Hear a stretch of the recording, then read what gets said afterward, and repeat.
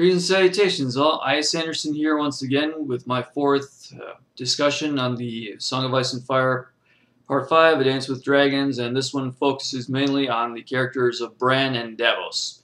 And of course I put them both together in one because they had very limited screen time, if you will. Bran only had about 3 chapters, and I think Davos had maybe 4. So not a whole lot going on with them, but some pretty important, poignant things going on with them. First, we'll talk about Bran. So Bran has finally found the three-eyed crow, an old dead guy who is becoming one with the tree, which Bran may very well end up like one day. So we learned that Bran is not only a warg or a skin changer, but he's also a green seer. He can sort of see into the future. And the three-eyed crow gives him this paste made out of the seeds of the those trees, the god trees with the faces on them and the red leaves. And so now Bran can sort of work into those and see everything in the past. And so Bran is slowly becoming more powerful, which is good. And we pretty much leave it at that. And you know, as short as Bran's part was in this story, I'm pretty glad that it was short. I mean, let's face it, the Bran chapters really aren't that exciting for the most part. They probably will be pretty interesting in the last book when, you know, he's called upon to use these powers for whatever reason. I mean, the theory going around is that he's going to warg into one of Daenerys' dragons, which is a good possibility, I think. I mean, like I said before, I mean, these dragons are going to be a lot more effective against White Walkers than anything else they have. Still, throughout the rest of the story, I don't think there's going to be all that much for Bran to do until the final battle, if you will, or the White Walkers start coming down and start causing some havoc. So we're not going to be seeing very much more of him in the story because it's kind of hard to make a training montage interesting in a movie, let alone a book. So I think we'll see him play a big part in the end, but until then, he's going to be very scarce. Just basically enough just to let you know he's still alive. And then we come to Davos. And Davos, you know, himself as a character, he's really not all that interesting in and of himself. I mean, his own story is that, you know, he grew up poor and, you know, he became the Onion Knight and all that stuff. And that stuff is kind of interesting. But as far as where he's at right now, it's basically, oh, I regret, you know, not paying attention to my family, blah, blah, blah, and all that stuff. But the stuff that goes on around him, that is pretty interesting. I mean, he does get in the middle of some pretty interesting stuff.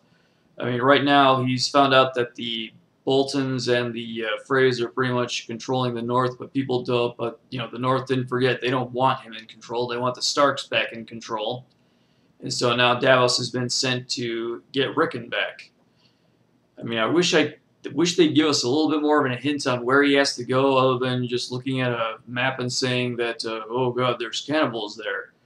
And, you know, which kind of brings the question, why exactly is Rickon there? I mean, I know the Wildling girl took him and Shaggy Dog. I forget what her name is. But, I mean, why she took him to this place of cannibals, I don't know. Maybe she figured she'd be safe there as long as she could avoid the cannibals. And so that brings me to this Wex character, this mute kid who can communicate by writing with a dagger. I mean, okay, this is pretty interesting, only the thing is just like, so he was up in that tree when Bran and Rickon and the Meister, I forgot the Meister's name too, I'm so bad with names, but they were all conversing saying, you know, you gotta go to the wall and that. So apparently this kid was up in the tree while that happened. I mean, I watched that scene again on the TV, and I'm just thinking, okay, so there's this Wex kid up in this tree that they don't know about, listening to them, and then he followed them the whole way, and he watched her take Rickon to this island, and like, what? Okay, yeah. I mean, is that how we're going to find out who Jon's mother is? There's just going to be this other person who just happened to be there, who's just going to pop up out of nowhere? So, okay, but I mean, it's a good story. We can let little things like that slide, I guess. Okay, so I'm going to talk briefly about the Jaime and Cersei chapters, because there wasn't that many of them. I think Jaime had 1 and Cersei had 2.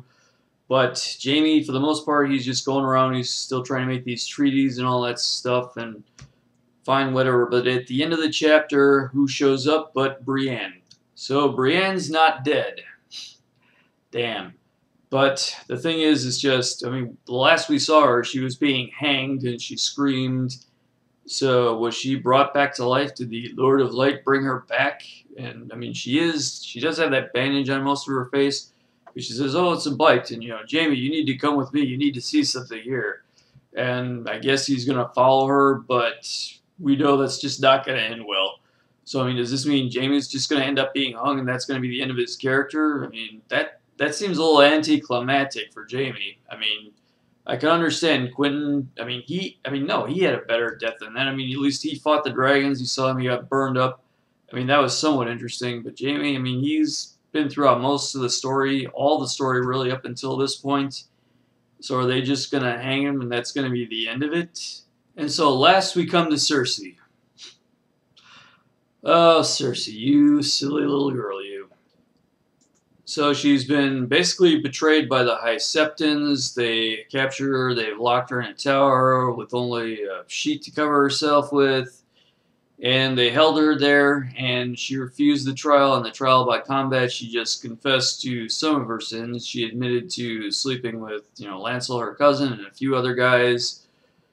But she said, "Oh no, I never cheated on Robert. No, no. Oh yes, my children, they're Robert's children. Oh yeah." I mean, she told enough truth just to sound convincing, and then denied all the really big stuff. So they gave her the option of a trial and a trial by combat. She didn't take any of those options, and so she took the walk of shame. Yes, she played Lady Godiva without the hair. Yes, Lady Godiva, she had to walk through town naked like that, but at least she had her long hair to cover herself with. But nope, not Cersei. They shaved everything. And I do mean everything, but we don't need to get into such details there. And they make her walk from the High Septon all the way back to King's Landing like that, and, takes it pretty well for most of the way, and then finally starts crying and runs up the hill. And she ends with, this big, I guess, the Mountain Part 2, only he's completely silent, and he's swore to take a vow of silence until all her enemies are avenged, and she said, "Oh yes."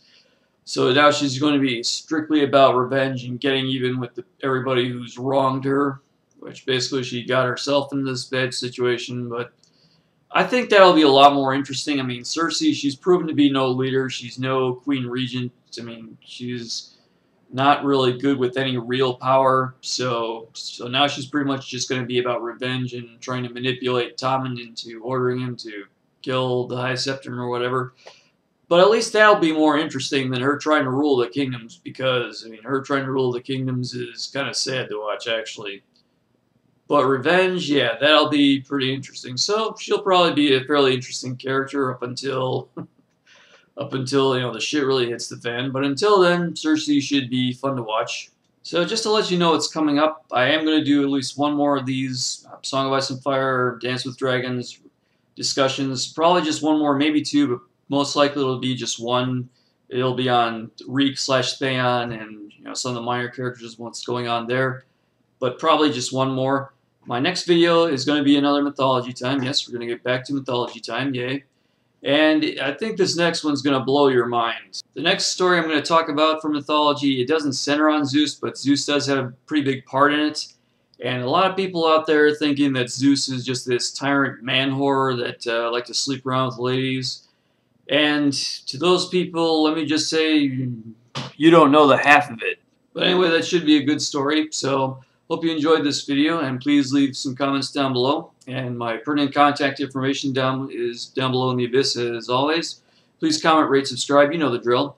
And until next time, this is I.S. Anderson telling everybody, make your lives grand and have a good day. Thank you very much.